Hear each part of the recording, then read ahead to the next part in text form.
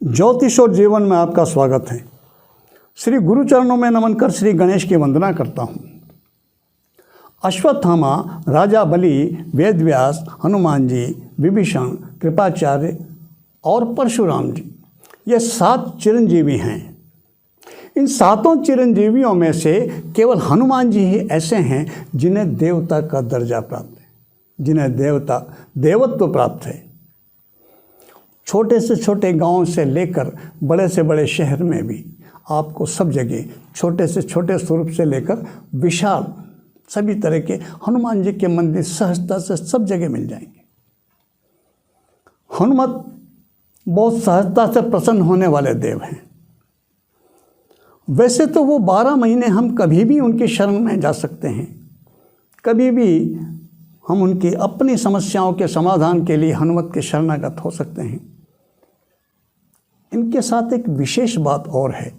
एक दिन है जब ये बहुत प्रसन्न अवस्था में होते हैं, परम प्रसन्न अवस्था में। उस अवस्था में साल भर कभी नहीं होते जितने प्रसन्न उस दिन होते हैं। वो दिन कौन सा है, वो समय कौन सा है, उसका लाभ कैसे लेना चाहिए और उस समय क्या करना चाहिए, क्या नहीं करना चाहिए, इसी पर चर्चा करते हैं आज। किष्किंधा कांड में हनुमान जी को सीता का पता लगाने का उत्तरदायित्व दिया गया। वो सोच विचार में पड़े हुए थे, क्या करें, कैसे करें। तो ऋक्षपति ने उन्हें एहसास दिलाया उनकी शक्ति का। कहे ऋक्षपति सुनो हनुमाना, काचुप सादि रहो बलवाना, पवन तनय बल पवन समाना, बुद्धि विवेक विज्ञान निधाना, कवन सो काज कठिन जग माही, जो नहीं होय तात तुम पाही। हनुमान जी को जब ऋक्षपति ने ये कहा, उन्हें अपनी शक्ति का एहसास हुआ। वो पर्वताकार शरीर में परिवर्तित हुए और लंका में पहुँचे। लंका में पहुँच करके उन्होंने माता जानकी की जो वहाँ पर दुर्दशा देखी, उससे बहुत कुपित और क्रोधित हुए। बाद में उन्होंने वहाँ पर रावण के पुत्र का वध किया, अशोक वाटिका उजाड़ी, लंका जलाई। वो सारा वर्णन सुंदर कांड में है। ये प्रारंभ भगवान राम के काम से जुड़ने की ये प्रारंभिक अवस्था में ये हुआ।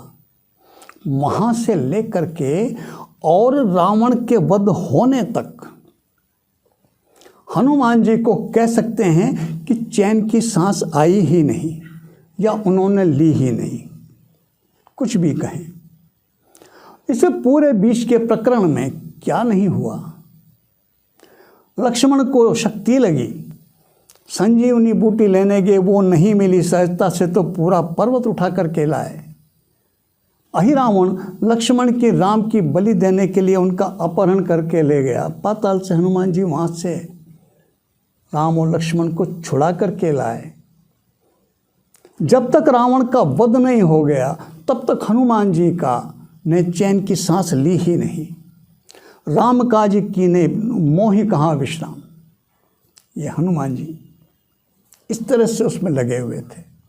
किसी भी व्यक्ति का कोई बहुत बड़ा लक्ष्य यदि रहता है और जिसमें बहुत समस्याएं आती, सहज नहीं है वो, बहुत कष्ट, बहुत समस्याएं, और सब आने के बाद यदि वो उस लक्ष्य को प्राप्त कर लेता है, एक बहुत बड़ी जंग लड़ाई लड़ रहा है कोई व्यक्ति जिसमें बहुत समस्याएं, शत्रु बहुत प्रबल, लेकिन उन सबको जीत करके वो चाहे जंग स्वयं की हो या फिर अपने स्वामी की, जब जीत जाता है, जीतने के बाद क्या मनस्थिति बनती है आप कल्पना करके देखिए। आपके साथ यदि ऐसा होता है तो आप कितनी प्रसन्न अवस्था में होंगे आप।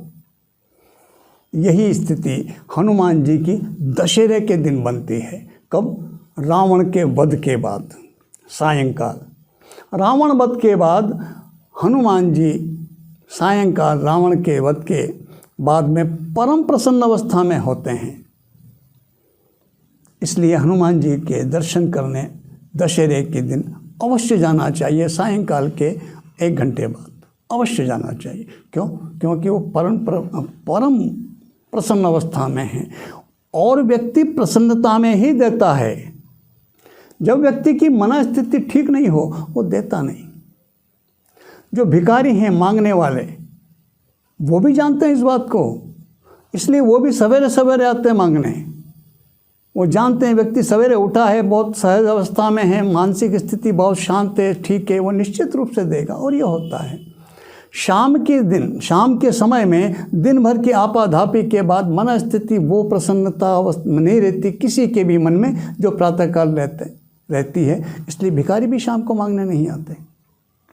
हम मंदिर में जाते हैं, याचक बन के ही जाते हैं, कुछ न कुछ मांगने ही जाते हैं। तो क्या कोई ऐसा समय है जब वो देवता परम प्रसन्न अवस्था में हो ताकि हमें सहजता से प्राप्त हो जाए? और हनुमान जी के लिए वो परम प्रसन्नता का समय होता है दशहरे के दिन, रावण वध के बाद। उस दिन क्या करना चाहिए और क्या नहीं करना चाहिए?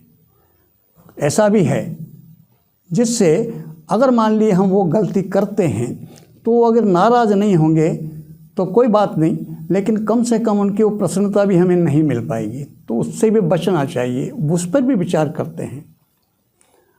एक संत कथावाचक वो राम कथा इतनी सजीवता से वर्णन करते थे, वो जैसे उन्होंने प्रत्यक्ष देखा हो।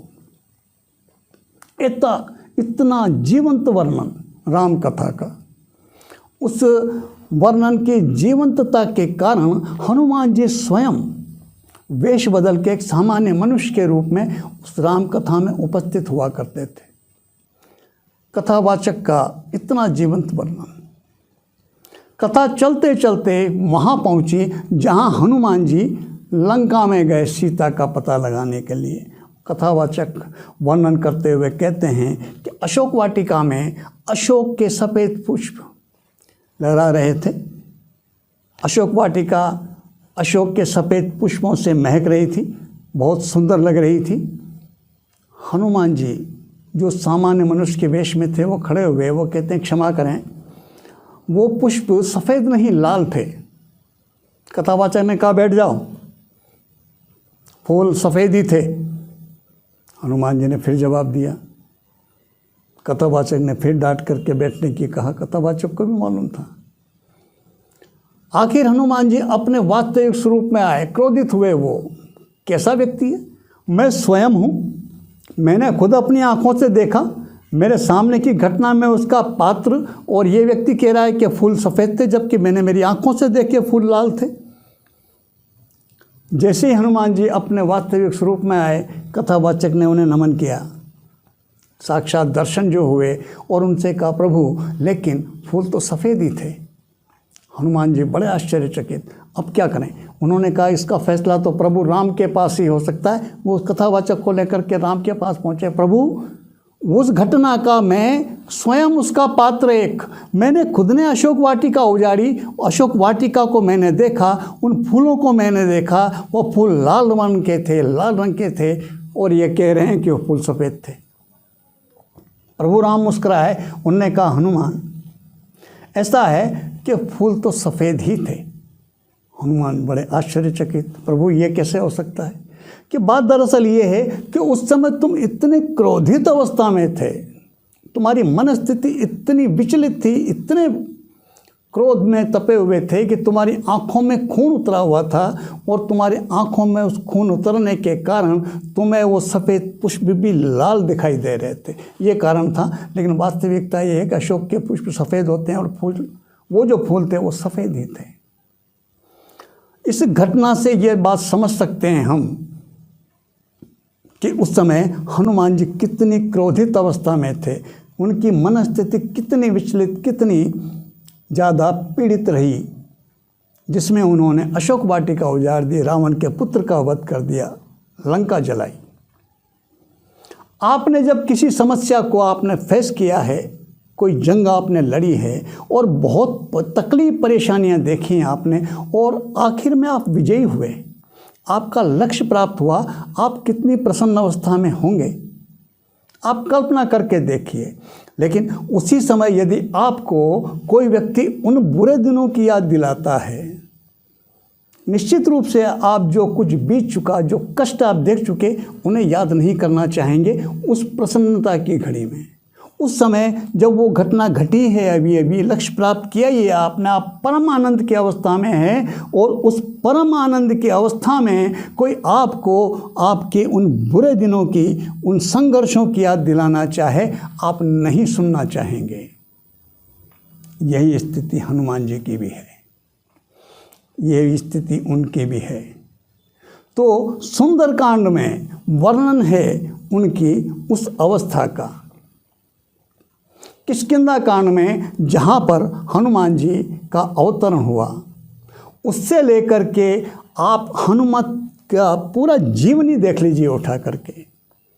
हनुमान जी कभी भी उतने क्रोधित अवस्था में कभी नहीं आए जितने पहली बार अशोक वाटिका में जाने पर आए थे। वो क्यों याद करना चाहेंगे उन दिनों को?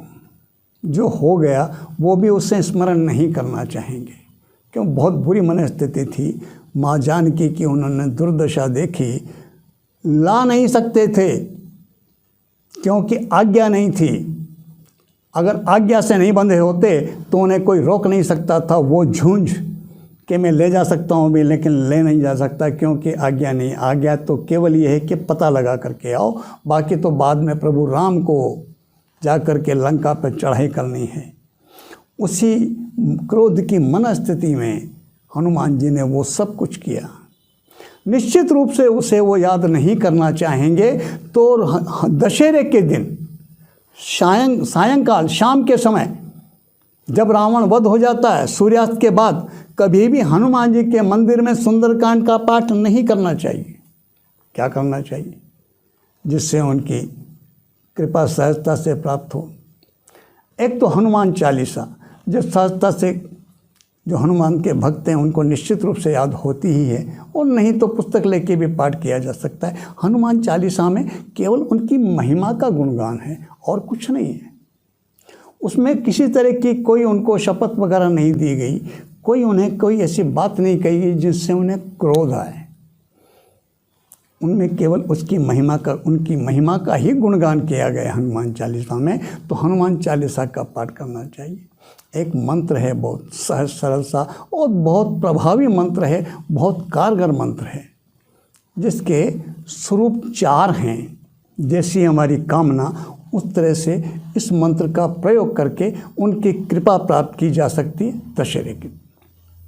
वो है ओं हं हनुमते अंजनी सुताय रामदूताय नमो नमः। ये मंत्र सामान्य रूप से आपकी कोई विशिष्ट कामना नहीं है, आप केवल हनुमत की कृपा प्राप्त करना चाहते हैं, केवल उनका वरदहस्त आप पर बना रहे, तो इस मंत्र का एक माला जप करें हनुमान जी के मंदिर में बैठकर, आसन पर बैठकर, या फिर 10 मिनट जप करें, या तो एक माला या 10 मिनट। हम बिना माला के भी कर सकते हैं, ध्यान लगा के शांत बैठें, मन में या बोलकर, जैसे भी चाहें। यदि विद्यार्थी हैं, विद्या के आकांक्षी हैं, कोई ऐसी प्रतियोगी परीक्षाएं जैसी कोई बात किसी के जीवन में आने वाली है, उससे में भाग लेने वाले हैं, उसमें सफलता प्राप्ति का उनका लक्ष्य हो इस तरह का, तो उनको हंग की जगह ऐंग बीज का प्रयोग करना चाहिए। ओं ऐंग हनुमते अंजनी सुताय रामदूताय नमो नमः। किसी की आर्थिक समस्याएं हैं, वो किसी भी प्रकार की हो सकती हैं, किसी भी प्रकार की आर्थिक समस्याओं के समाधान के लिए इस मंत्र में हंग की जगह श्रींग बीज का प्रयोग करना चाहिए। ओं श्रींग हनुमते अंजनी सुताय रामदूताय नमो नमः। कोई किसी बाधा से पीड़ित है, शत्रु बाधा से पीड़ित है, भयभीत है, रक्षा चाहते हैं, विशिष्ट ऐसी कोई कामना यदि है, तो उन्हें हंग की जगह ह्रींग बीज का प्रयोग करना चाहिए। ओं ह्रींग हनुमते अंजनी सुताय रामदूताय नमो नमः। इस मंत्र का जप करना चाहिए। दशहरे के दिन सायंकाल रावण वध के बाद आप हनुमत के मंदिर में प्रसाद आदि जितने आपकी श्रद्धा जो आप ले जा सकते हैं, पुष्पमाला प्रसाद आदि लेकर के जाएं, उनको निवेदन करके जैसी आपकी कामना है उसके अनुरूप आप मंत्र का चयन करके उनकी उपासना करें और उनसे प्रार्थना करें। निश्चित रूप से आपकी कामना की पूर्ति होगी, निश्चित रूप से आपको वो सब कुछ मिलेगा जो आप पाना चाहते हैं। क्यों? क्योंकि वो बहुत परम प्रसन्न अवस्था में है, बहुत प्रसन्न है वो। और प्रसन्नता में, जब साधारण मनुष्य प्रसन्नता में देवता है, तो उन जैसे देवता, हनुमत जैसे देवता वो क्या नहीं दे सकते। निश्चित रूप से, लेकिन सुंदरकांड का पाठ करने से बचना चाहिए, वो नहीं करना चाहिए। दशहरे के दिन सवेरे कर सकते हैं, शाम को नहीं। सूर्यास्त के बाद, रावण वध के बाद दशहरे के दिन कभी भी मंदिर में, हनुमान जी के मंदिर में या घर पे कहीं पर भी सुंदरकांड का पाठ नहीं करना चाहिए। उस दुर्घटना का उन्हें स्मरण नहीं कराना चाहिए। भगवान हनुमत की आप पर कृपा प्राप्त हो, आपकी सारी मनोकामनाएं पूर्ण हो, आपको उनका वरद हस्त आपके प्राप्त, आप पर बने रहे, आपकी रक्षा करें। इसी प्रार्थना के साथ मैं आपको नमन करता हूँ।